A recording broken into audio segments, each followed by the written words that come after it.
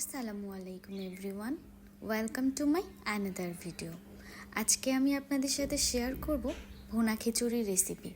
কাজের সুবিধার্থে আমি সব উপকরণগুলো আগে থেকেই রেডি করে রাখি। কিছু পেঁয়াজ কুচি করে রেখেছি, রসুনগুলো কুচি করে রেখেছি, মরিচ কেটে নিয়েছি, আর নিয়েছি 2-4টার মতো এলাচ, দারুচিনি এবং পাতা। আর এইখানে আমি আরেকটা বাটিতে নিয়েছি হলুদ গুঁড়ো, ধনিয়া গুঁড়ো, লাল মরিচ এবং স্বাদ মতো লবণ। আর এইখানে আমি আলাদা করে চালগুলো ধুয়ে 5-10 মিনিটের জন্য পানি ঝরাতে দিয়েছি। চুলার উপরে একটা কড়াই বসিয়ে দিলাম। কড়াইটি একটু গরম হয়ে আসলেই দিয়ে দিচ্ছি তেল। তেল সামান্য গরম হয়ে আসলে তাতে দিয়ে দিচ্ছি সব গরম মশলাগুলো, এবং গরম মশলাগুলো একটু ভালোভাবে নেড়ে চেড়ে দিতে হবে যাতে এই স্মেলগুলো একটু বের হয়।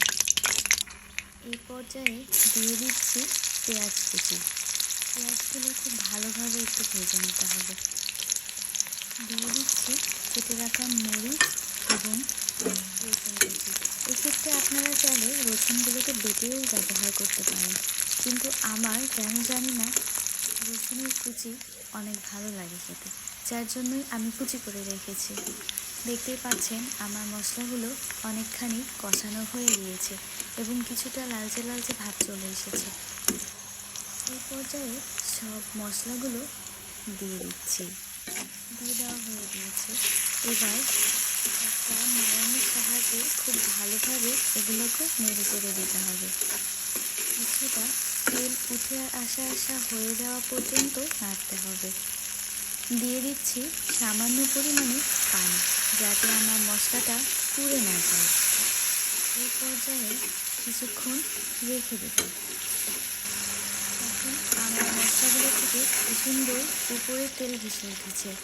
এই পর্যায়ে দিয়ে দিচ্ছি ধুয়ে রাখা চালগুলো দিয়ে খুব ভালোভাবে 5 থেকে 6 মিনিট এটাকে ভালোভাবে ভেজে নিতে হবে। যতক্ষণ না পর্যন্ত চাউলগুলো একটু মরমরা হয় ততক্ষণ পর্যন্ত ভাজতে হবে। আমি অফ ক্যামেরায় চাউলগুলো একটু ভেজে নিয়েছি। দেখতে পাচ্ছেন আমার চাউলগুলো দেখতে অনেক সুন্দর লাগছে এবং কি অনেক সুন্দরভাবে ভাজা হয়েছে। এই পর্যায়ে আমি দিয়ে দিচ্ছি পানি। আপনারা যতটুকু, এখানে 1 পট চাউলের জন্য আমি 2 পট পানি ব্যবহার করেছি। অবশ্যই এক্ষেত্রে গরম পানি দেওয়ার চেষ্টা করবেন, কারণ গরম পানি দিলে খিচুড়িটা অনেক বেশি ঝরঝরা হয়ে থাকে এবং খেতে অনেক সুস্বাদু হয়। এক্ষেত্রে আমি